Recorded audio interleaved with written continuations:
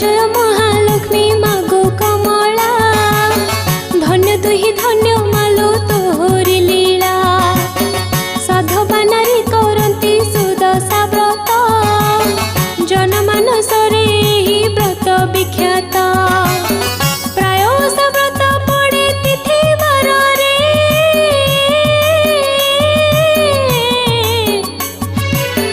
ए ओषा पड़े टिके भिन्न भावरे तिथि बार भिन्न जे ओषा पड़ई जोग जो व्रत बोली ता नाम हुई सुदशा व्रत भी एक जोग जो व्रत नारी माने पाली थांती मिसी समस्त जेउ मास शुक्ल पक्ष दशमी दिन गुरुवार पड़ी गले व्रत जन मार्गशीर मास गुरुवार